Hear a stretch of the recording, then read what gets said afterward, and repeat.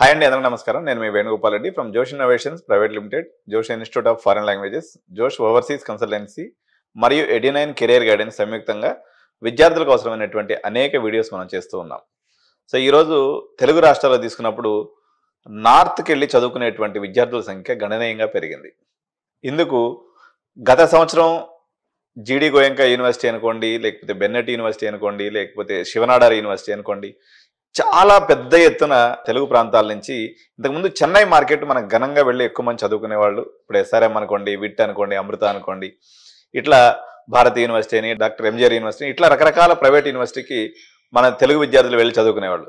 కానీ 2023లో మనకు ప్రత్యేకంగా తీసుకున్నప్పుడు ఈ షిఫ్ట్ వన్ సైడెడ్గా నార్త్ వైపుకి మళ్ళటం అనేది జరిగింది. సో దీనికి ప్రధానంగా లాస్ట్ ఇయర్ అయితే వచ్చినటువంటి విద్యార్థులు ఎవరైతే ఉన్నారో చాలా మేము క్యాంపస్ విజిట్స్ కూడా తీసుకెళ్ళడం జరిగింది. విద్యార్థుల్ని మేము అన్ని యూనివర్సిటీస్ చూపించినప్పుడు కూడా జీడి గోయంకా యూనివర్సిటీ ఇన్ఫ్రాస్ట్రక్చర్ని చూసినటువంటి విద్యార్థులు తల్లిదండ్రులు మ్యాక్సిమంగా అక్కడ స్టిక్ ఆన్ అవడం, కేవలం మన తెలుగు విద్యార్థులు కూడా గణనీయమైనటువంటి సంఖ్యలో అక్కడ ఉండటం అనేది జరిగిందనమాట. సో ఈరోజు మనతోటే మన ముఖ్య అతిథిగా వచ్చినటువంటి K Tammireddy sir, dean school of engineering and sciences, GD Goenka university మనతోటే ఉన్నారు.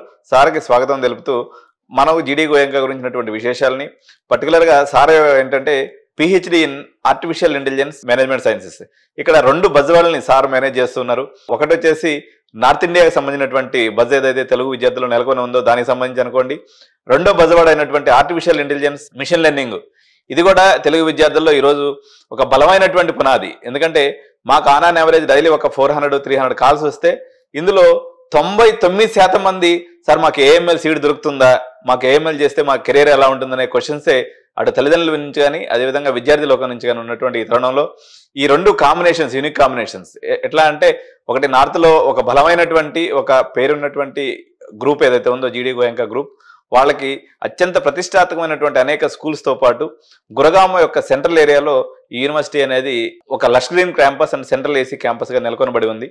కాబట్టి ఈ రెండు యూనిక్ కాంబినేషన్ కలిగినటువంటి మన యొక్క ఈరోజు విశిష్ట అతిథి తమ్మిరెడ్డి సార్ తోటే మనం ఈరోజు మనం విశేషాలను పంచుకుందాం. సో నమస్కారం సార్. నమస్కారం వేణుగోపాల్ రెడ్డి గారు. సార్ చెప్పండి sir, first of all welcome to our studio and as well as Hyderabad. మనం తెలుగు వారు జనరల్గా నార్త్ ఇండియన్ యూనివర్సిటీలో చాలా తక్కువ మంది ప్రెజెన్స్ ఉంటారు. సో మీరు మా వైజాగ్ ప్రాంతం నుంచి రిప్రజెంట్ చేసి ఇంతకుముందు గతంలో మీరు గీతంలో పనిచేసినారు కూడా మీరు చెప్పడం జరిగింది. సో మీరు GD Goenka dean school of engineering and సైన్సెస్కి ఏదైతే ఉన్నారో కొంత మీ గురించి, అదేవిధంగా జీడి గోయంకా గురించి క్లుప్తంగా చెప్పండి సార్. తప్పకుండా అండి. మొట్టమొదటిగా నేను పిహెచ్డి అనేది జేఎన్టీయూ హైదరాబాద్లో కంప్లీట్ చేశానండి. నా మెయిన్ థీమ్ అప్పట్లో కూడా ఆర్టిఫిషియల్ ఇంటెలిజెన్స్. నా పిహెచ్డి అనంతరం నేను 30 years టీచింగ్ ఇండస్ట్రీలో ఉన్నాను. Starting with assistant professor to professor, head of the department, director IQSC, presently dean school of engineering and sciences, GD Goenka university, Gurgaon. So ముందుగా ఒక్క విషయం తల్లిదండ్రులకి, విద్యార్థులకు, మేధావి వర్గానికి తెలియజేయండి ఏంటంటే, ఇంజనీరింగ్ విద్య అనేది ఒక ప్యాషన్ అండి. ముఖ్యంగా ఆంధ్ర తెలంగాణ, ఒకప్పుడు ఉమ్మడి ఆంధ్రప్రదేశ్గా చెప్పబడే ఆంధ్ర తెలంగాణ విద్యార్థులు మొట్టమొదటగా కర్ణాటక వెళ్ళేవారు. అవును సార్. తదనంతరం మద్రాసు రాష్ట్రానికి వెళ్ళారు. ఇప్పుడు ప్రజెంట్ వాళ్ళు ఎన్సిఆర్, ఢిల్లీ ఎన్సిఆర్ రీజియన్కి కాలేజీ వైపు మొగ్గు చూపుతున్నారు. దానికి చాలా కారణాలు ఉన్నాయి. ఒకటి ముఖ్యంగా చెప్పగలుచుకున్నది నెంబర్ ఆఫ్ సీట్స్. ఓకే, మీరు మద్రాసు రాష్ట్రం తీసుకున్నా, ఆంధ్రప్రదేశ్ రాష్ట్రం తీసుకున్నా, కర్ణాటక తీసుకున్నా, the number of seats in each program or department are limited in NCR region. Okay, ముఖ్యంగా మా జీడి గోయంకా యూనివర్సిటీలో ప్రతి సెక్షన్కి 60 మంది చొప్పున పిల్లలు ఉంటారు. మ్యాక్సిమం ఏఐఎంఎల్లో ఉంటే 3 సెక్షన్లు ఉంటాయి, అంటే 200 మంది మ్యాక్సిమం ఉంటారు. కాబట్టి స్టూడెంట్ మీద ఫోకస్ అనేది ఎప్పుడూ ఉంటుంది. అలాగే ఇంజనీరింగ్ విద్య అనేది ప్రత్యేకంగా ఇంజనీరింగ్ సబ్జెక్ట్సే కాకుండా overall development of the student చాలా ప్రాముఖ్యం చెందింది. అందులో ఒకటి కమ్యూనికేషన్ స్కిల్స్. ముఖ్యంగా మన ఆంధ్రప్రదేశ్, తెలంగాణ ప్రాంతానికి చెందిన విద్యార్థులు మ్యాథమెటిక్స్ అవ్వచ్చు, ఫిజిక్స్ అవ్వచ్చు, కెమిస్ట్రీ అవ్వచ్చు, చాలా మంచి మార్కులు సాధిస్తారు. కానీ వాళ్ళకి ప్రాక్టికల్ నాలెడ్జ్ అనేది చాలా తక్కువ ఉంటుంది compare to the north students. Okay. రెండవది కమ్యూనికేషన్ స్కిల్స్ అనేది మనము స్కూలింగ్ నుంచి అలవాటు చేయాల్సింది. మనం ఈ మార్కుల పరుగు పందెంలో మన తల్లిదండ్రులు అవ్వచ్చు, స్కూల్ వారు అవ్వచ్చు, దాన్ని విస్మరించారు. అందుచేత ఈ మల్టీ కాస్మోపాలిటన్ కల్చర్ కోసం అని చెప్పి వీళ్ళు చాలామంది తల్లిదండ్రులు, విద్యార్థులు ఎన్సీఆర్ ఢిల్లీ రీజియన్ వైపు వస్తున్నారు. అందులో ముఖ్యంగా జీడి గోయంకా యూనివర్సిటీ, తాపర్ యూనివర్సిటీ అవ్వచ్చు, మానవ రచన అవ్వచ్చు, బెనెట్ అవ్వచ్చు, ఇంకా చాలా ఉన్నాయి. సో ఇందులో జీడి గోయంకా యూనివర్సిటీ గురించి నేను తర్వాత మీకు వివరిస్తాను. ప్రధానంగా ఇంజనీరింగ్ విద్య అనేది 4 సంవత్సరములు 8 సెమిస్టర్ల కోర్స్ అండి. ఇది స్టూడెంట్ ఇష్టపడి చదవాలి, ఇష్టపడి కష్టపడి మంచి స్నేహితులతోటి, మంచి విద్యావేత్తల నడుమ ఒక రెసిడెన్షియల్ పద్ధతిలో జరిగితే వాళ్ళు పరిపక్వతను సాధించి రేపు క్యాంపస్కి సెలెక్ట్ అవ్వగలరు. ఓకే. ఈరోజు మీరు చూస్తున్నారు, ప్రపంచం అంతా ఆర్టిఫిషియల్ ఇంటెలిజెన్స్ వైపే చూస్తుంది. అది ముందు ఈ ఆర్టిఫిషియల్ ఇంటెలిజెన్స్ అనేది ఫస్ట్ 1970 శతకంలోనే కాయిన్ చేయబడినది. ఓకే. కాకపోతే ఈ కంప్యూటర్ యొక్క పరిజ్ఞానం, internet technology, maturity in applications, ఈరోజు అది సాధ్యపడింది. అది ముఖ్యంగా కంప్యూటర్ సైన్స్లోని జాబ్స్ని ట్రాన్స్ఫార్మ్ చేసిందండి కంప్లీట్గా. ఇక్కడ నేను ఒక ముఖ్య పాయింట్ చెప్పదలుచుకుంది ఏంటంటే, ఏఐ ఆర్టిఫిషియల్ ఇంటెలిజెన్స్ జాబ్స్ని తొలగించదు, న్యూ జాబ్స్ని క్రియేట్ చేయబడుతుంది. దాని ట్రాన్స్ఫర్మేషన్ అనేది ఏ విధంగా జరగబోతుంది అనేది మాలాంటి మేధావులు తల్లిదండ్రులకు తెలియచేయాలి. ఓకే. మీరు ఏ ప్రోగ్రామ్ అన్నా చదవండి, దాంట్లో ఏఐని ఎంబెడ్ చేయగలిగితే మీరు విద్యార్థులకి మంచి భవిష్యత్తు ఇవ్వగలం. ఓకే. అలాగే విద్యార్థులు 4 సంవత్సరాలు కూడా వాళ్ళ ఏజ్ గ్రూప్ అనేది 17 to 21. అవును సార్. ముఖ్యంగా అమ్మాయిలు అవ్వచ్చు, అబ్బాయిలు అవ్వచ్చు. ఆ చేంజ్ అనేది మంచి ఎన్విరాన్మెంట్లో కానీ ఉంటే అది తర్వాత 40 ఏళ్ళు కూడా వాళ్ళకి చాలా మంచి అనుభవాన్ని నేర్పిస్తుంది. సో ఇక్కడ కొస్తులోకి రెండు పద్ధతులు ఉంటాయండి ఇంజనీరింగ్ విద్య అనేది. ఒకటి, ఇంటి దగ్గర నుంచి రోజు బస్సులో వెళ్ళడం, కాలేజీ ముగించిన ఇంటికి రావడం. అక్కడ మనం కాలేజీలో గడిపే సమయం 5 నుంచి 6 గంటలే ఉంటుంది. స్నేహితులతో గడిపే సమయం కూడా చాలా తక్కువ ఉంటుంది. దానికి భిన్నంగా రెసిడెన్షియల్ పద్ధతిలో మనకి జీడి గోయంకా వారు మంచి ఎన్విరాన్మెంట్ని కల్పించి మనం ఎక్కువ సమయం అదే ఎన్విరాన్మెంట్లో ఉండడం వల్ల మంచి ఫ్రెండ్స్, పియర్ లెర్నింగ్ అంటారు. మీకు ఇప్పుడు ఐఐటీస్ గొప్పతనం ఐఐటీ ప్రొఫెసర్స్ కానీ ఐఐటీ ఇన్ఫ్రాస్ట్రక్చర్ కాదండి. ఈరోజు మ్యాక్సిమం అన్ని యూనివర్సిటీస్లో కూడా మంచి ఇన్ఫ్రాస్ట్రక్చర్ ఉంది. నేను ఏ యూనివర్సిటీని క్రిటిసైజ్ చేయదలుచుకోలేదు, ఎందుకంటే ప్రతి యూనివర్సిటీకి ఒక్కొక్క ప్రాముఖ్యత ఉంటుంది. అందరు యూనివర్సిటీస్లోనూ కంప్యూటర్స్ ఉంటాయి, క్లాస్ రూమ్స్ ఉంటాయి, గుడ్ ఫ్యాకల్టీ కూడా ఉన్నారు. కానీ విద్యార్థులు వాళ్ళ యొక్క వాతావరణం కానీ, ఫ్రెండ్స్ కానీ, వాళ్ళు ఏ దృక్పథంతో వచ్చారో వాళ్ళు కలిసి ఏం నేర్చుకోదలుచుకున్నారు, టీమ్ లెర్నింగ్ అంటారు. ఇక్కడ సింగిల్ ఇండివిజువల్ అనేది ఉండదండి. ఇంజనీరింగ్లో team has to work. Okay. అంటే ఒక సంఘటితంగా చేయాలి. అప్పుడు ఏమవుతుందంటే దాని రిజల్ట్ అనేది పాజిటివ్గా వస్తుంది. మీరు ఏదైనా తీసుకోండి, ఒక సాఫ్ట్వేర్ ప్రాజెక్ట్ తీసుకోవచ్చు, ఒక బిల్డింగ్ కన్స్ట్రక్షన్ తీసుకోవచ్చు, ఒక స్టీల్ ప్లాంట్ తీసుకున్నా మీకు ఒక టీం అనేది వర్క్ చేస్తుంది. సో అది మన విద్యార్థులకి నేర్పగలిగితే ఇంజనీరింగ్ విద్య అనేది చాలా సంతోషంగా 4 ఏళ్ళు అతనికి ఒక మధురానుభూతిని నిలుపుతాయి. సార్, జనరల్గా మనం తీసుకున్నప్పుడు సార్ మెజారిటీ ఆఫ్ ది యూనివర్సిటీస్లో అనుకోండి, లేకపోతే ఈ ఆర్టిఫిషియల్ ఇంటెలిజెన్స్ సడన్గా బూమ్ రావడం వల్ల ఫ్యాకల్టీ కొరత కూడా తీవ్రంగా ఉంది. అటువంటిది మీరు ఏకంగా ఇంజనీరింగ్ మొత్తం డిపార్ట్మెంట్ని హ్యాండిల్ చేస్తున్నారు, ఒక ఏఎంఎల్ ప్రొఫెసర్గా ఉన్నారు, అసిస్టెంట్ ప్రొఫెసర్గా ఉన్నారు, ఇప్పుడు మీరు డీన్గా ఉన్నారు. సో ఎటువంటి విలక్షణమైనటువంటి స్టైల్ని మీరు అనుసరించే అవకాశం ఉంది? సో ఏఎంఎల్ అనేది చాలామంది తల్లిదండ్రుల్లో 2 రకాలు ఉంది. లక్షలాది మంది దీన్ని చదివినందువల్ల ఈ బబుల్ బ్లాస్ట్ అయిపోయేసి నిరుద్యోగం వస్తుందేమో అనేటువంటి ఒక చింత ఉంది.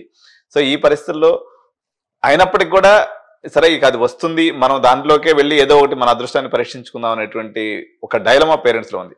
సో ఒక ఏఎంఎల్ ప్రొఫెసర్ గా, అదేవిధంగా డీన్ గా మీరు ఒకసారి మా తల్లిదండ్రులకు ఒక సందేశాత్మకమైనటువంటి విషయాలను తెలియజేయండి. ఇంజనీరింగ్ విద్యలో ప్రతి డెకేడ్కి అంటే ప్రతి 10 సంవత్సరాలకి ఒక చేంజ్ అనేది తప్పదండి. ఎస్పెషల్లీ మెకానికల్ ఇంజనీరింగ్ తీసుకుంటే అది 100 సంవత్సరాలకు ఒకసారి వస్తుంది. అవును సార్. కంప్యూటర్ సైన్స్ వస్తులోకి ప్రతి 10 ఏళ్ళకి ఒకటి వస్తుంది. మీరు చూసే ఉంటారు Y2K ప్రాబ్లం 97లో అది ఒక వరం అయింది ఇండియాకి. అవును. తర్వాత ఈ కామర్స్. అవును సార్, ఈ కామర్స్ భూమి వచ్చేసి 2004 నుంచి 2015 వరకు ఈ కామర్స్ భూమ్ అన్నారు. తర్వాత 2015 నుంచి క్లౌడ్ అనే కాన్సెప్ట్ వచ్చింది. Present AI is the buzz word. Then what next? Okay, ఇది తప్పదు. మనిషిగా, విద్యార్థిగా, తల్లిదండ్రులుగా మనం చేంజ్ అనేది యాక్సెప్ట్ చేసి తీరాల్సిందే. దీన్ని ఏ విధంగా మనం అడాప్ట్ చేసుకోగలం? మీరు మంచి క్వశ్చన్ అడిగారు. ఫ్యాకల్టీస్ ఉన్నారా? ప్రతి యూనివర్సిటీలో కూడా ఫ్యాకల్టీస్ ఉన్నారు. కాకపోతే ఫ్యాకల్టీస్ని మనం ఎప్పటికప్పుడు అప్డేట్ చేస్తూ ఉండాలండి. మన సెల్ ఫోన్లో సాఫ్ట్వేర్ని ఎలా అప్డేట్ చేస్తామో మన ఫ్యాకల్టీస్ కూడా ఇండస్ట్రీలో ఏం జరుగుతున్నది అనేది T3 ప్రోగ్రామ్ అంటాం, train the trainer program. Okay. So GD Goenka university మన కరికులంలో మనకి ఇండస్ట్రీ కనెక్టెడ్ కరికులం మాది. మా ప్రతి ప్రోగ్రామ్ కూడా ఒక ఇండస్ట్రీతో కనెక్ట్ అయ్యింది. For example AI/ML is connected with IBM and some of the courses are connected with Red Hat and some of the AI courses are connected with NVIDIA. Okay. అలాగే మనకి ECE courses బాష్తో connect అయ్యి ఉంది. Civil and mechanical engineering LNTతో connect అయ్యి ఉన్నాం. So వాళ్ళు ఇండస్ట్రీలో ఏం జరగబోతుందో అనేది ముందు మాకు తెలియజేస్తారండి. దానికి అనుగుణంగా మేము కరికులం చేంజ్ చేస్తాం, టీచర్స్ని ట్రైన్ చేస్తాం, అవసరమైతే ఎక్స్పర్టైజ్ని వాళ్ళని మేము వర్క్షాప్ రూపంలో వాళ్ళని ఇన్వైట్ చేసి ఆ గ్యాప్ని ఫుల్ఫిల్ చేస్తాం. అది మొదటిది. ఓకే. రెండవది, విద్యార్థికి ఇప్పుడు ప్రజెంట్ ఇంటర్నెట్ యుగంలో విద్యార్థి టీచర్ మీద ఆధారపడవసరం లేదు. ఇప్పుడు చాలా ఆన్లైన్ కోర్సెస్ వచ్చినాయి.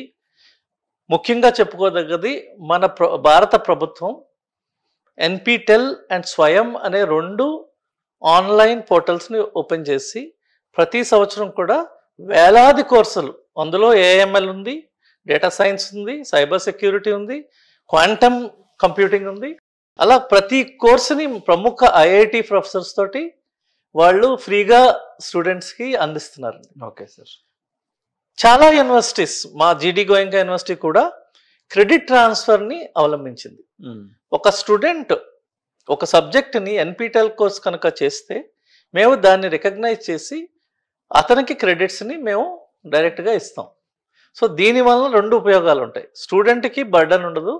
ఒకటి, ఫ్యాకల్టీ తోటి ఆయన నేర్చుకోలేకపోయినా ఆన్లైన్ విధానంలో ఒక అడ్వాన్స్డ్ లెర్నర్ నేర్చుకోవడానికి అవకాశం ఉంది. అదేవిధంగా ప్రైవేట్గా కూడా ఆన్లైన్ కోర్సెస్ ఉన్నాయండి. అందులో ప్రముఖమైనది కోర్సెరా అండ్ ఉడేమి. మన NPTEL స్వయం కన్నా ముందే ఈ ఉడేమి, కోర్సెరా కోర్సెస్ అనేవి ఎప్పుడో ప్రాచుర్యం పొందబడింది. చాలా ప్రాచీన దేశాలు, ఫారెన్ కంట్రీస్ ఆల్రెడీ దాన్ని అడాప్ట్ చేసుకుని ఈ అడ్వాన్స్ లెర్నర్స్ అందరూ కూడా ముందుగానే వాళ్ళ డిగ్రీని 3.5 yearsకనే కంప్లీట్ చేస్తున్నారు. ఓకే. ఇప్పుడు NEP 2020లో భారత ప్రభుత్వం కూడా దాన్ని ఆమోదించిందండి. సార్, ఇంకొక విషయం ఏంటంటే సార్, జనరల్గా ప్రతిదానికి మార్కెట్ అనేది ఉంటుంది సార్.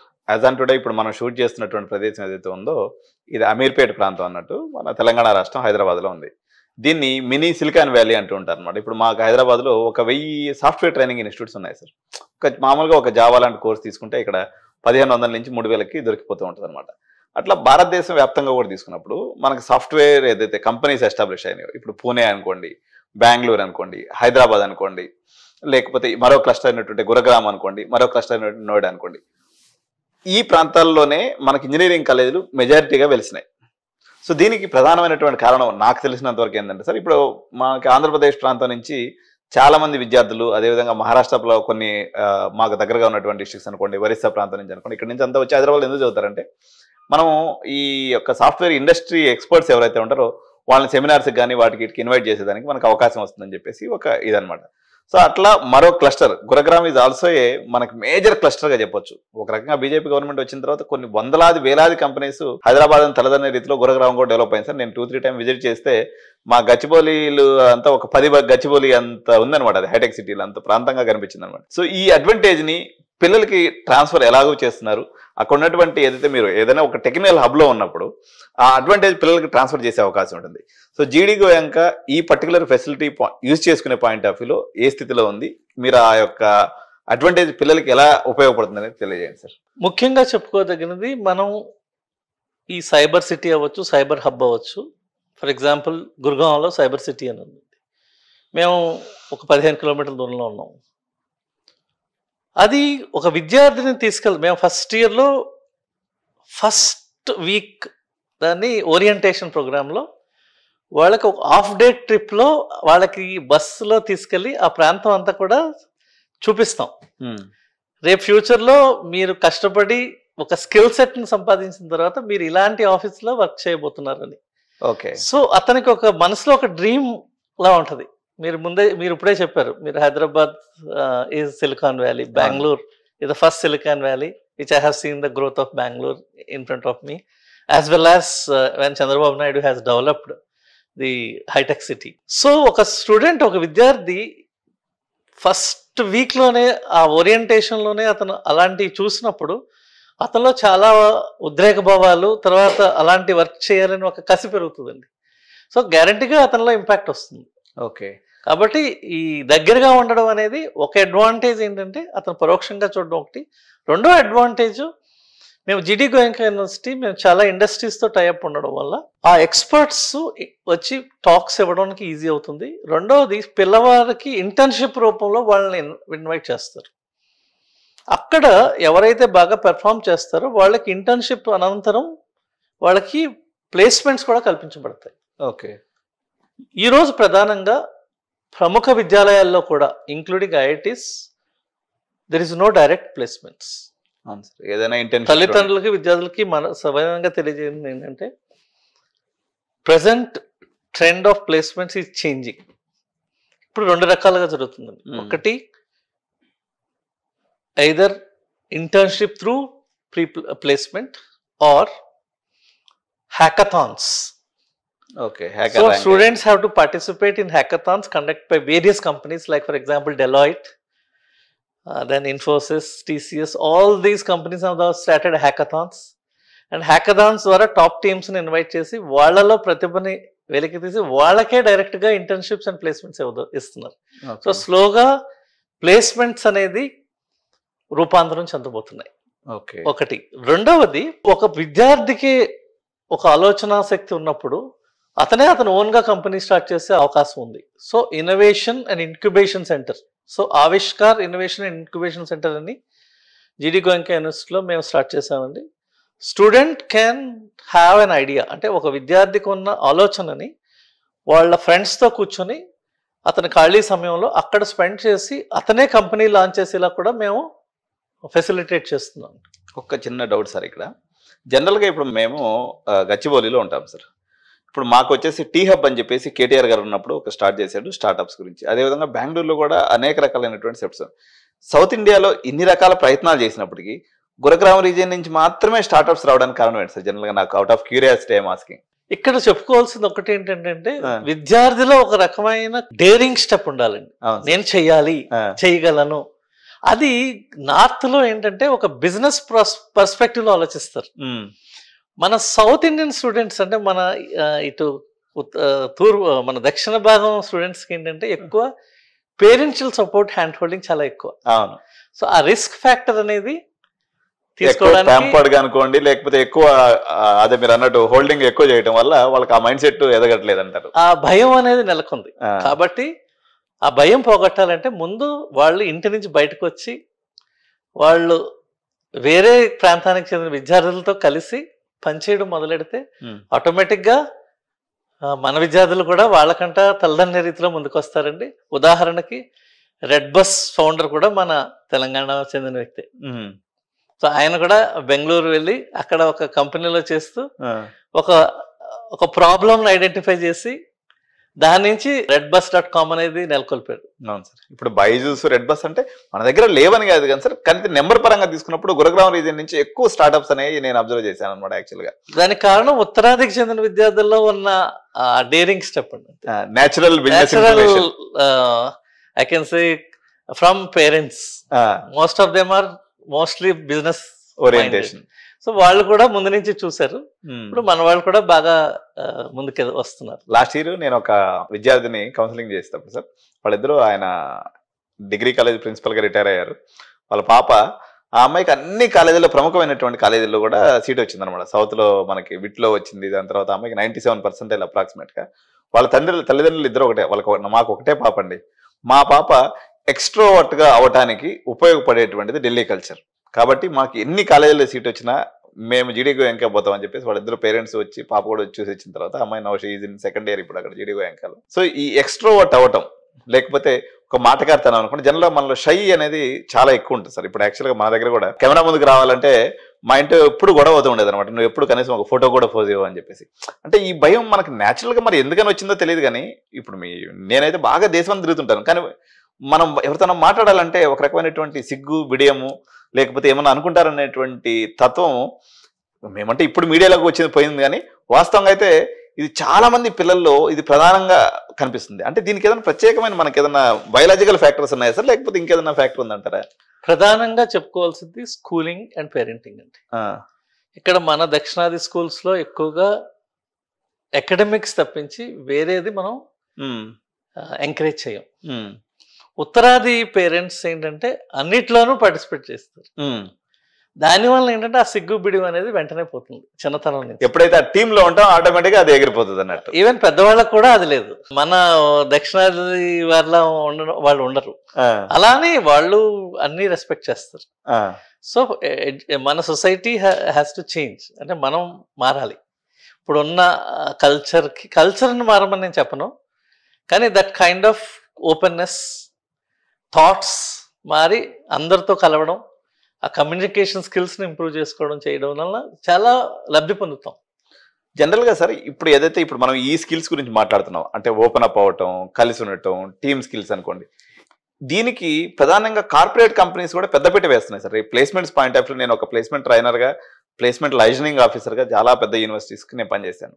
నాకు అర్థమైన కాడికి ఏంటంటే ఒక మెరిట్ స్టూడెంట్ ఉన్నారు అనుకోండి, అంటే 90% 85% ఉంది విద్యార్థికి, వాడు కమ్యూనికేషన్ లేకపోతే ఈ ఓపెన్నెస్ అనేది లేకపోతే వాడి యొక్క ప్లేస్మెంట్ ప్రాబబిలిటీ చాలా వరకు తగ్గిపోతుంది. తెలుగు రాష్ట్రాల్లో ఇది ఒక డిసడ్వాంటేజ్గా ఉంది. ఇప్పుడు జీడీ గోయంకా అనుకోండి, ఎనీ నార్త్ ఇండియన్ యూనివర్సిటీ, పర్టికులర్గా ఢిల్లీ ఎన్సీఆర్ రీజియన్లో ఈ అడ్వాంటేజ్ పిల్లలందరూ కూడా దొరుకుతుందని చెప్పేసి చాలా మంది పిల్లలు, విద్యార్థులు, అంటే మా వాడు ఢిల్లీలో పోయి చదివిస్తే ఎట్లయినా బతికేస్తాడు అనేటువంటి పేరెంట్స్, కొంత నాలెడ్జబుల్ పేరెంట్స్ కూడా మాకు తగులుతున్నారు. దీంట్లో ఉన్నటువంటి వాస్తవాన్ని గురించి చెప్పండి సార్.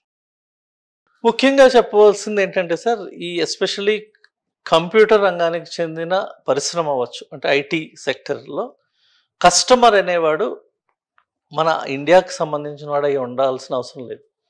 మనం ప్రపంచానికే సాఫ్ట్వేర్ తయారు చేస్తున్నాం. అవును సార్, అవును. మీకు తెలుసు, హైదరాబాద్ కానీ, బెంగళూరు కానీ, నోయిడా కానీ, పూణే కానీ, మనకు అన్ని కంపెనీలు ఉన్నాయి. అవును.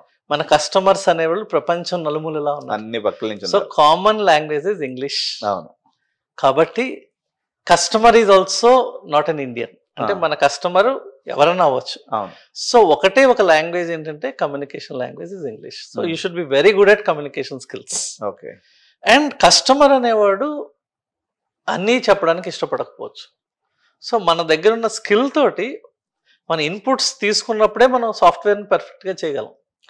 సో అక్కడ ఈ కమ్యూనికేషన్ స్కిల్స్ అనేవి చాలా ప్రాముఖ్యం సాధిస్తాయి. అది ఒకటి. రెండవది సోషల్ లైఫ్ అంటారు. అవును సార్. అంటే how active you are in your social life. Maybe social media అవ్వచ్చు, మేబీ మీటింగ్ పీపుల్. ఆ క్లోజ్నెస్ రావడం వల్ల కూడా మనకి కొంత కమ్యూనికేషన్ స్కిల్స్ అనేది ఏర్పడుతుందండి. సో అది మీకు నార్త్లో ఉన్న కాలేజెస్లో because of the multi national culture అవచ్చు. ఇప్పుడు మా జీడీ గోయంకా యూనివర్సిటీలో 40 దేశాలకి చెందిన స్టూడెంట్స్ వస్తుంటారు. వాళ్ళకి ఇంగ్లీష్ తప్పించి వేరే లాంగ్వేజ్ రాదు, వాళ్ళ ఓన్ మదర్ టంగ్ ఈ రెండే, హిందీ రాదు, తెలుగు రాదు. సో వాళ్ళు మిగతా స్టూడెంట్స్తో కమ్యూనికేట్ చేయాలి, టీచర్తో కమ్యూనికేట్ చేయాలన్నప్పుడు కంపల్సరీగా ఇంగ్లీష్ ఈజ్ ఓన్లీ లాంగ్వేజ్.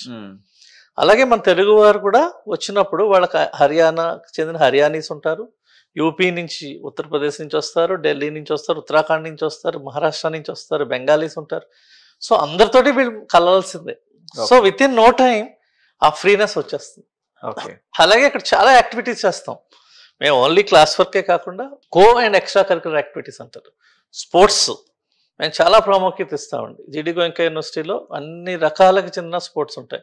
ప్రముఖంగా క్రికెట్, ఫుట్బాల్, బాస్కెట్బాల్, షూటింగ్ ఉంది, షూటింగ్ రేంజ్ ఉంది మాకు. అభినవ్ బింద్రా షూటింగ్ రేంజ్ ఉంది, అండ్ క్లోజ్డ్ స్విమ్మింగ్ పూల్ ఉంది, జిమ్ ఉంది, అన్ని రకాల వసతులు ఉన్నాయండి. దాన్ని మేము ఎంకరేజ్ చేస్తాం. ఎందుకంటే మా క్లాస్ వర్క్ స్టార్ట్ అయ్యేది 9 to 4:30, సమ్ టైమ్స్ 3:30కే ఎండ్ అప్ చదువుతాం. సో 3:30 to ఈవినింగ్ 7-8 వరకు కూడా పిల్లలు ఆడుకోవచ్చు చక్కగా, అండ్ వీక్లీ 5 days. ఓకే, అంటే వాళ్ళు కార్పొరేట్ లైఫ్ స్టైల్ అలవాటు చేస్తా ఉన్నారు, సాఫ్ట్వేర్ ఇంజనీర్ అవుతారని వాళ్ళకి ఫ్రీ టైం కూడా ఉంటుంది. ఓకే సరే, యాక్చువల్గా నాకు ఒక డౌట్ ఏంటంటే, ఇప్పుడు మాకున్నటువంటి కార్పొరేట్ ఎన్విరాన్మెంట్, పర్టికులర్గా మా తెలుగు రాష్ట్రాల్లో వచ్చినటువంటి ఒక 10-15 ఇన్స్టిట్యూషన్స్ ఏదైతే ఉన్నాయో, ప్రధానమైనటువంటి నారాయణ శ్రీ జైన్ అనుకుంటే XYZ what ever it is, వీటిల్లో ఈ 7 గంటల నుంచి 10 గంటల దాకా చదివించేసి పిల్లల్ని బాగా జామ్ చేసి హీట్ ఇచ్చేసి పంపిస్తున్నారు సార్. సో మీరు వాళ్ళని చల్లబరగలరు అంటారా? అంటే మీ యొక్క యాక్టివిటీస్తో, మీ యొక్క నిజంగా అట్లాంటి వాతావరణం అంటే నాకేమవుతుందండి సార్, చాలా పెయిన్ఫుల్ సిచ్యువేషన్ ఏంటంటే, మేము చదువుకునే రోజుల్లో కానీ, లేకపోతే అట్లీస్ట్ మనం చదువుకునే రోజుల్లో స్టూడెంట్ యూనియన్స్ అనో లేకపోతే ఒక యాక్టివిటీ అనేది ఉండేది. ఇప్పుడు మీరు ఎవరైతే మీరు ఇన్పుట్ అయ్యి మీ దగ్గరికి పిల్లలు వస్తున్నారో, పాపం ఈ రకంగా బాగా ప్రెషర్ కుక్కర్లో వాళ్ళ మొత్తాన్ని బ్రెయిన్ని డ్రైన్ చేసి పంపిస్తున్నారు సార్. ఈ పిల్లల్ని హ్యాండిల్ చేయడంలో మీరు ఎటువంటి ఇబ్బందులు ఎదుర్కొంటున్నారు? యాక్చువల్గా వాళ్ళు ఎంతకాలం నార్మల్గా వచ్చేసి వాళ్ళ జీవనంలో ఎటువంటి మార్పు చెందుతుంది? అంటే ఈ యొక్క ఒత్తిడి లేనటువంటి వాతావరణం జీడి గోయంకాలో పిల్లల్లో చూసాను. అంటే ఒక ఆనందకరమైనటువంటి, మేము చిన్నప్పుడు నేను ఎడ్యుకేషన్ కెరీర్ స్టార్ట్ చేసిన కొత్తలో సార్, మన గిడ్డి కృష్ణమూర్తి గారు అని చెప్పేసి రిషి వ్యాలీ స్కూల్కి వెళ్ళాను సార్. సో నేను మార్నింగ్ 10:30కి అక్కడికి వెళ్తే సాయంత్రం 6 గంటల వరకు నాకు నిల్చోవాలనిపించలేదు, కూర్చోవాలనిపించలేదు. రెప్ప వాల్చకుండా ఆ పిల్లల యొక్క ఆనందకరమైనటువంటి జీవితాన్ని నేను చూశాను అనమాట. అంటే ఆ పిల్లల్లో ఆ సంతోషం మనం చూడలేకపోతున్నాం. అంటే మేము కార్పొరేట్ కళాశాలకి వెళ్ళి ఎప్పుడైనా సెమినార్స్ ఇవ్వడానికి నేను వెళ్తే కూడా వాళ్ళు ఏదో ఒక బాయిలర్ కోడ్ లెక్క, అంటే ఒక యాలాడేసుకొని దిగులుగా, అంటే వాళ్ళ దాన్ని ఏమంటారంటే జీవకళ అంటారు సార్. జీడి గోయంకాలో అయితే ఆ యొక్క దాన్ని ఏమంటారంటే ఆ పిల్లల్లో ఆ యొక్క వైబ్ అనేది నాకు అనిపించింది. అంటే ఏం సార్ ఈ సీక్రెట్? సార్ ఇక్కడ మనకి ఆంధ్ర ఉమ్మడి రాష్ట్రాల్లో కూడా మనం ఒక రేస్లో ఉన్నామండి. పిల్లవాడు కడుపులో పడ్డ దగ్గర నుంచి మన పేరెంట్స్ ఒక డ్రీమ్ ఏంటంటే వీడు ఐఐటికి వెళ్ళాలి, సో ఎక్కడా లేట్ అవ్వకూడదు. దానికి ఎంత ఎక్కువసేపు చదివించి విద్యాలయం కావాలా అని చెప్పి మన ఇంటర్మీడియట్ వరకు అలాంటి విద్యాలయాన్ని ఎంచుకుంటాం. నేను ఇక్కడ పేరు చెప్పను, ఇది భావ్యం కాదు. సరే సార్, ఆ పందా ధోరణి మారాలి. పిల్లవాడి యొక్క స్ట్రెంగ్త్స్ అండ్ వీక్నెసెస్ తెలుసుకొని బేసిక్ నాలెడ్జ్ అనేది ఎప్పుడు ఉండాలండి. ఇక్కడ నెంబర్ ఆఫ్ అవర్స్ కాదు. ఇప్పుడు మన ఆంధ్ర తెలంగాణలో జరుగుతున్న, ఉమ్మడి ఆంధ్రప్రదేశ్లో జరుగుతుంది ఏంటంటే, మనం ముఖ్యంగా మ్యాథమెటిక్స్, ఫిజిక్స్, కెమిస్ట్రీ చదివిస్తున్నాం. కానీ వాడు ఎంత వరకు దాన్ని అప్లికేషన్ ఓరియంటేషన్లో ఆలోచిస్తున్నాడు అనేది ఎవరు పట్టించుకోవట్లేదు. అందువలన మనకి ఒక్క ఇండియాకి కానీ, ఇండియా ఇప్పటి వరకు చాలా సంవత్సరం తర్వాత నోబెల్ ప్రైజ్ అనేది మనకి ఏ దాంట్లో రాలే. కారణం ఇదే, మన విద్యా వ్యవస్థలో సమూల మార్పులు వచ్చి ఈ రేస్ అనేది పోవాలి. అది అంత ఈజీ కాదు.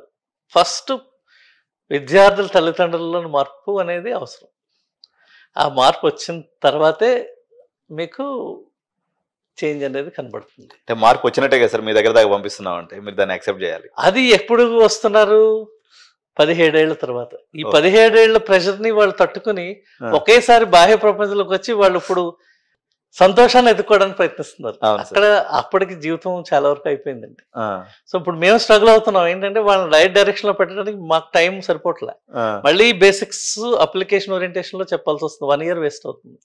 అది కనుక కరెక్ట్ గా విద్యావేత్తలు అందరూ సిలబై కరెక్ట్ గా ఫ్రేమ్ చేసి చక్కగా వాళ్ళు ఆనందంగా ఉంటే ఈ రేస్ అనేది ఉండదు వాళ్ళలో. అది కొంతవరకు సిబిఎస్ఈ సిలబస్ కొంత మార్పులు జరిగినాయి, కానీ దాన్ని అడాప్టేషన్లో కొంచెం గవర్నమెంట్ కూడా సహకారం ఉండాలి.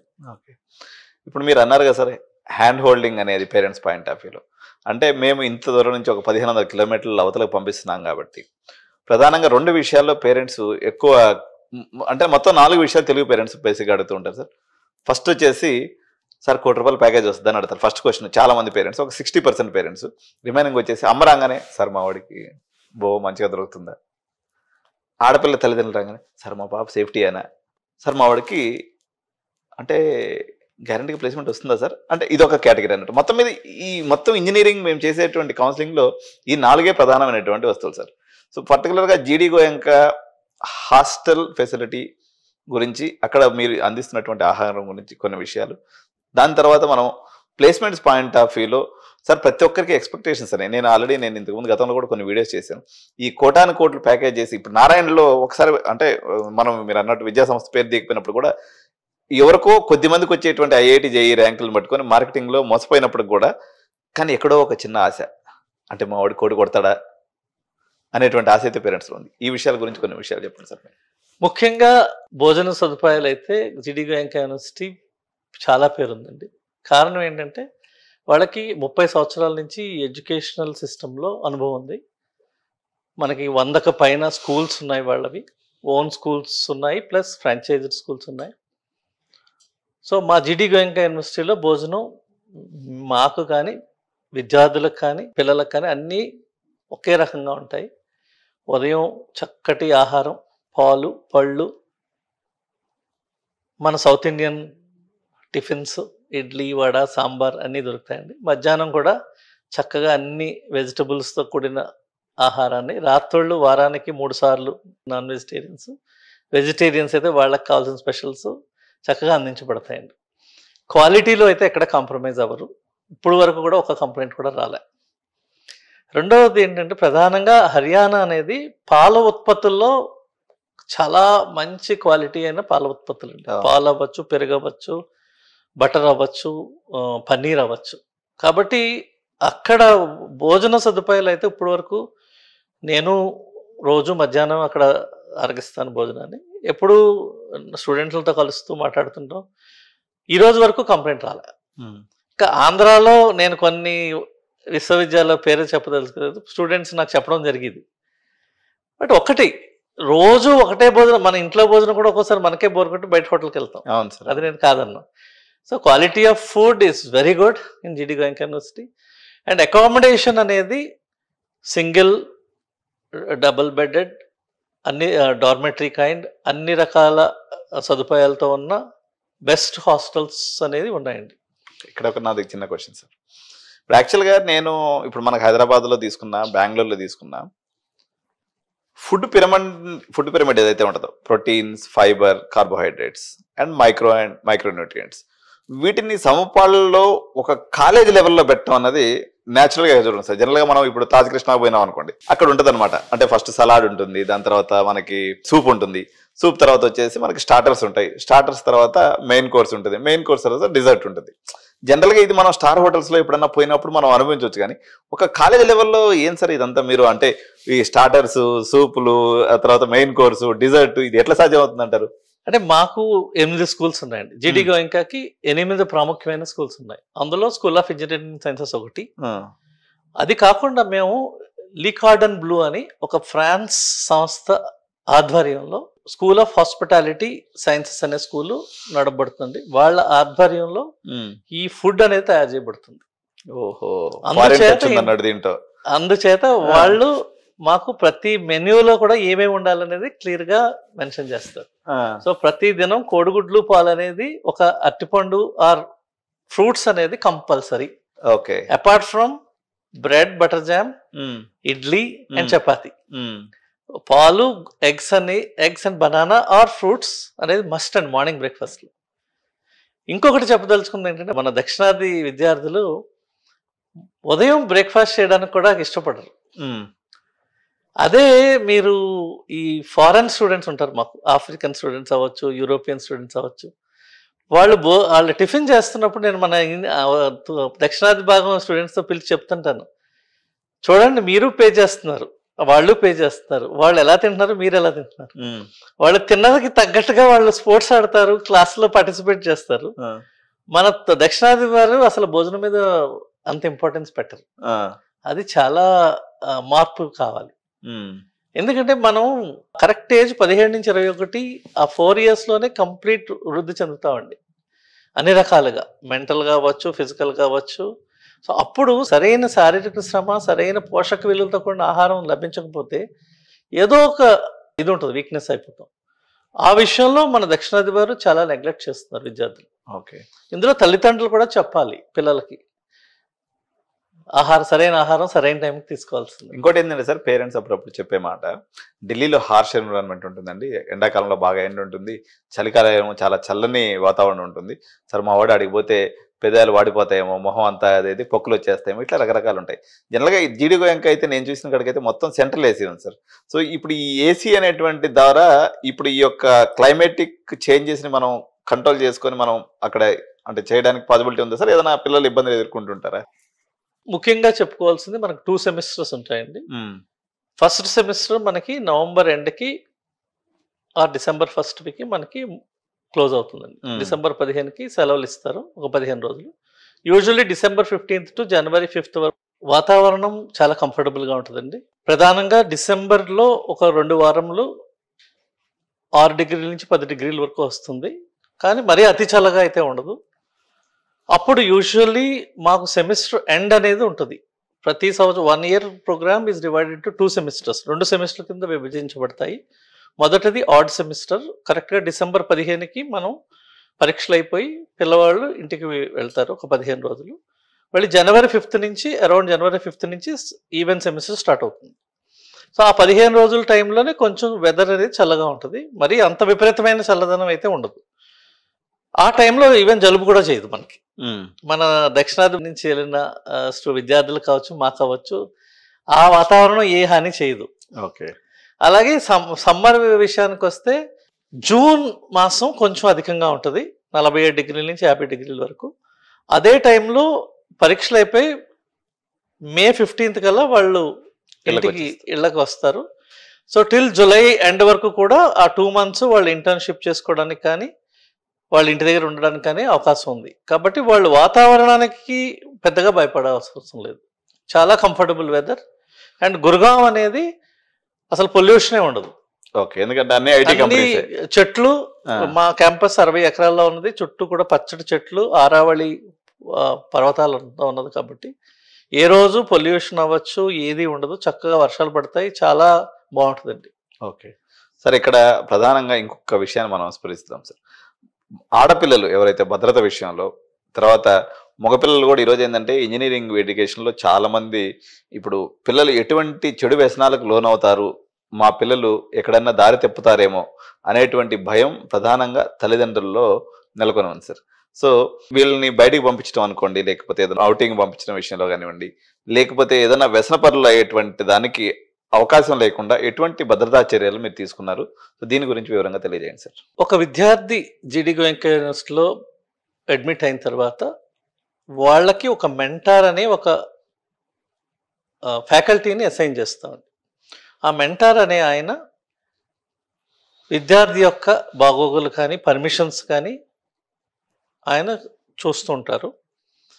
రెండవది, స్టూడెంట్ బయటకు వెళ్ళాలంటే పర్మిషన్స్ ఉంటాయి, పేరెంట్స్కి తెలియజేయబడుతుంది.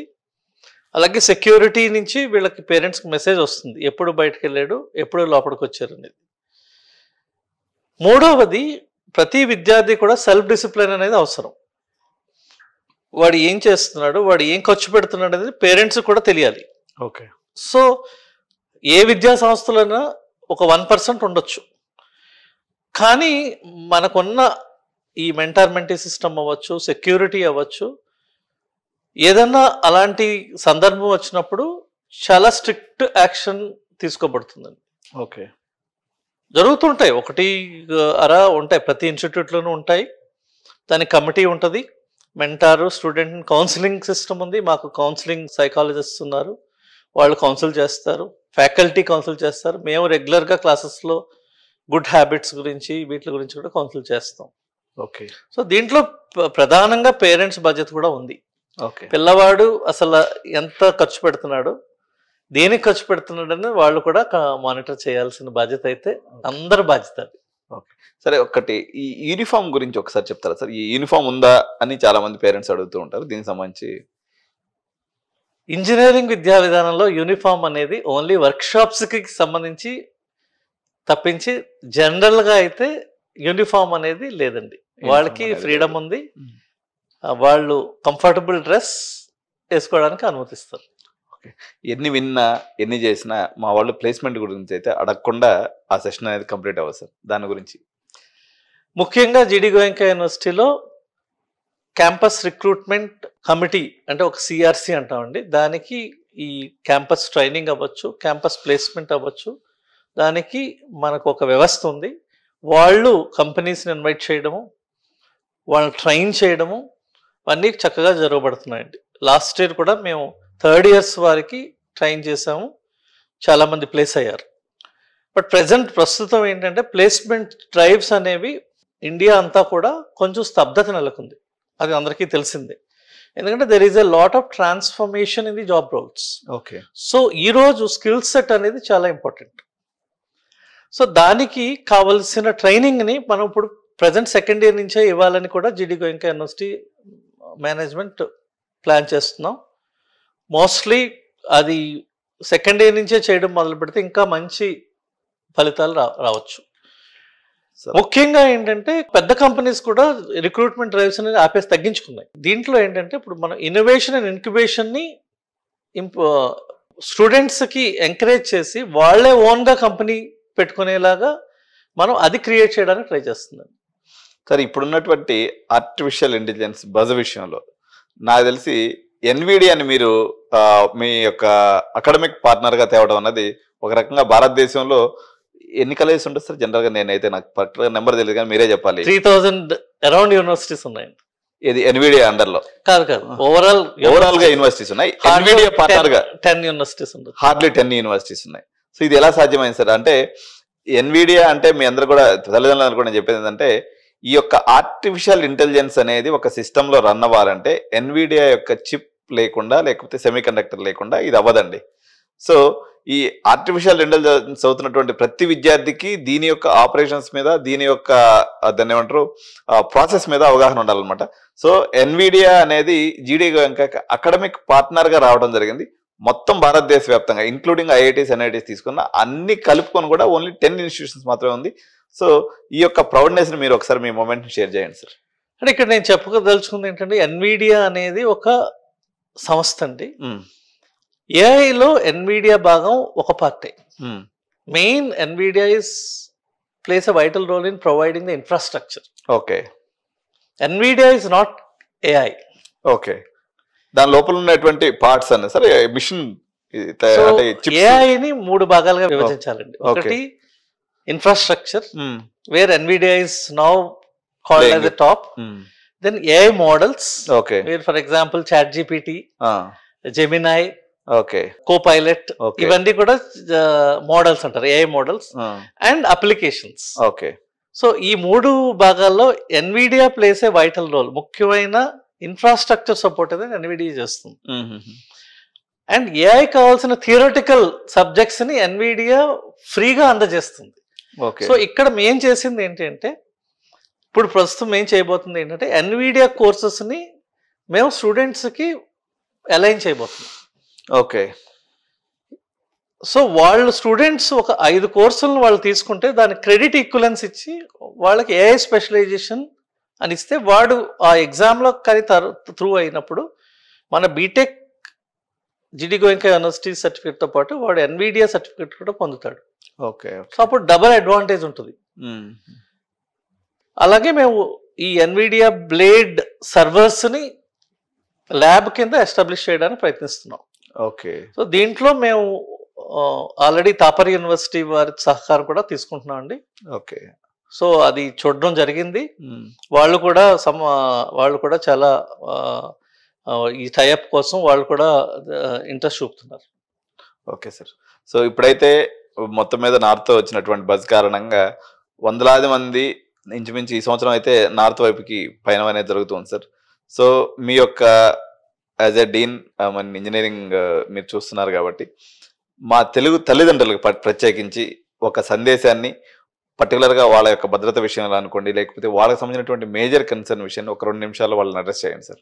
తల్లిదండ్రులకు అందరికీ ఒకటే మనం అండి, మీ పిల్లల యొక్క ఇంట్రెస్ట్ని దృష్టిలో పెట్టుకుని ఒక్కసారి మీరు ఏ ఇన్స్టిట్యూటు ఏ ప్రోగ్రాంలో చేర్పించబోతున్నారో విజిట్ చేసి అక్కడ ఉన్న ఫ్యాకల్టీస్తో కానీ అక్కడ ఉన్న వసతులని మీరే ప్రత్యక్షంగా చూస్తే బాగుంటుంది. ఇప్పుడు ఈరోజు ఇంటర్నెట్ యుగంలో మనం అంత వర్చువల్గా చూస్తున్నాం. వర్చువల్గా చాలా విద్యా సంస్థలు వీడియోస్ క్రియేట్ చేసి దాన్ని పాపులేట్ చేసి దానికి రివ్యూస్ పెంచుకుని మోసం చేయడం అనేది జరుగుతుంది. సో నా సూచన ఏంటంటే మీరే వచ్చి మీరు 1-2 రోజులు చూసి మీ యొక్క పిల్లవాడి భవిష్యత్తుని మీరు ఒక డెసిషన్ తీసుకోండి. తీసుకున్న తర్వాత వాళ్ళ సీనియర్స్ ఉంటారు, వాళ్ళతో మాట్లాడండి, ఫ్యాకల్టీస్తో మాట్లాడండి. మాట్లాడి మీరు ఒక మంచి నిర్ణయానికి వచ్చినప్పుడు గ్యారంటీగా అబ్బాయి కూడా మీరు తెలియజేయాలి ఎందుకు జాయిన్ అవుతున్నావు, ఈ 4 ఏళ్ళ నువ్వు ఏం కాదలుచుకున్నావు, ఆయన భవిష్యత్తు ఆయన చేతుల్లో ఉంది. So 4 years, next 40 years is going to be in his choice. So ఈ 4 ఏళ్ళు కష్టపడితే 40 ఏళ్ళు చూసుకోవసరం లేదు. కాబట్టి తల్లిదండ్రులకు వినతి ఏంటంటే మీరు ప్రత్యక్షంగా విజిట్ చేసి చూసుకుని చూస్ చేయండి. అది నేను చెప్పదలుచుకున్నాను. సో జీడి గోయంకా యూనివర్సిటీ అవ్వచ్చు, ఎన్సిఆర్ నోయిడా అవ్వచ్చు, 100% సేఫ్ అండి. ఇండియా, నేను ఈరోజు ఏం తెలుసుకున్నానంటే భారతదేశం చాలా safe country than any other countries in the world, not even US. Okay, India అంతా వచ్చేసింది. సో మీరు అసలు భయపడాల్సిన అవసరం లేదు. ఇండియాలో కాశ్మీర్ నుంచి కన్యాకుమారి వరకు ఈ రోజు మనం ఉన్న పరిస్థితుల్లో అంతా సేఫే. ఓకే, అమ్మాయిలు కావచ్చు, అబ్బాయిలు కావచ్చు. Thank you sir. మా స్టూడియోకి వచ్చి మా విద్యార్థులకు అవసరమైనటువంటి అనేక తల్లిదండ్రులకు అవసరమైనటువంటి సమాచారాన్ని అందించారు. Thank you so much. ధన్యవాదాలు.